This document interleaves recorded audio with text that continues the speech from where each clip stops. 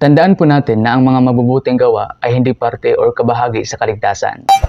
Kung titingnan po nating mabuti, malinaw ang pagpapaliwanag ni Apostol Pablo sa Ephesians chapter 2 verses 8 to 10. Una, sa verse 8, naligtas muna ang tao sa biyaya ng Diyos sa pamamagitan ng pananampalataya. Sa verse 9, binigyang diin na ito ay hindi sa ating mga gawa dahil ang baka ang sinuman ay magmayabang. Sa verse 10 ay binigyang tibay na ang mga taong naligtas sa verse 8 ay inihanda upang lumakad sa mga mabubuting gawa. Sa madaling salita, ang good works ay hindi kaligtasan, kundi bunga ng kaligtasan.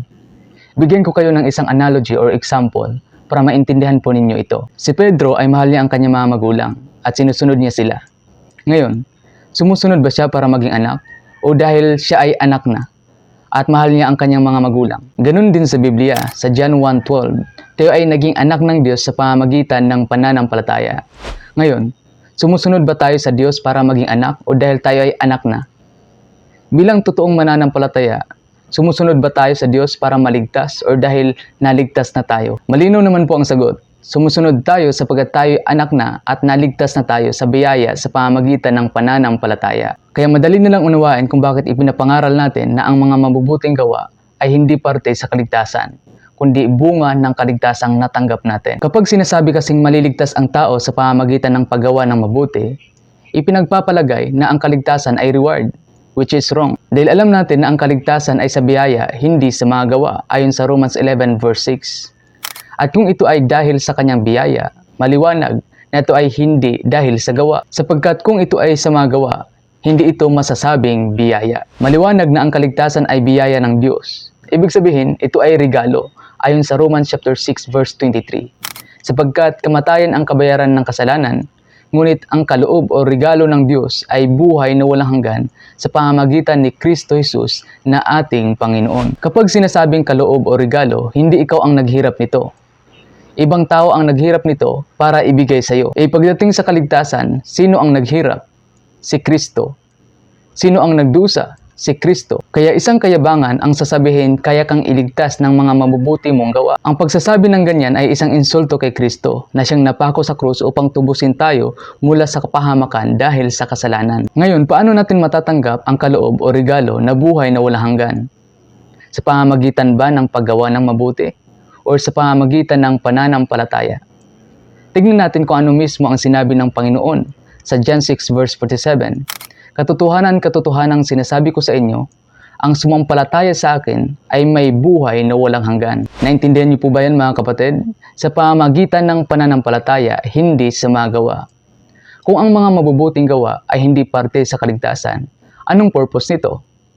Bakit tayo gumagawa ng mabubuti kung hindi ito nakakapagligtas? Kailangan po nating lubos maunawaan na tayong mananampalataya sa Panginoong Hesukristo ay iniligtas upang lumakad sa kanyang katuwiran. Tayo ang tagapagdala ng liwanag, tayo ang asin ng sanlibutan, tayo ay itinuring bilang mga anak ng Diyos, tayo ay alipin ng katuwiran.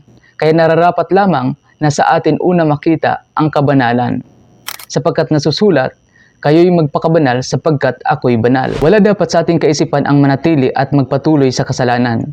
Sabi ni Apostol Pablo, ano bang masasabi natin sa gayon? Tayo ba ay magpatuloy sa kasalanan upang ang biyaya ng Diyos ay sumasagana? Huwag nawang ipahintunot. Bakit hindi na nararapat mamuhay sa kasalanan ang isang mananampalataya sa Panginoon? Dahil ito ang nakasulat sa 2 Timothy chapter 2 verse 19. Hayaan na ang bawat isang sumasampitla sa pangalan ng Panginoon ay lumayo sa kasalanan. Hindi po tayo perpekto, kaya naisin nating mamuhay sa katuwiran ng Panginoon sapagkat siya lamang ang nagpapabanal sa atin. Ang layunin ng mga mabubuting gawa sa ating buhay, una, sa Matthew chapter 5 verse 16. Let your light so shine before man, that they may see your good works and glorify your Father which is in heaven. Aba, sa pamamagitan pala ng mabubuting gawang ginagampanan natin, makikita ito ng mga tao at maluwalhati ang Diyos.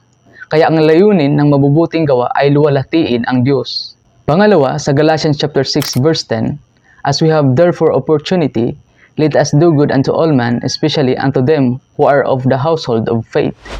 Ang layunin din pala ng mga mabubuting gawa ay upang makapagbigay paglilingkod sa kapwa. Kasi kautusan din ng Panginoon na love one another and love your enemies.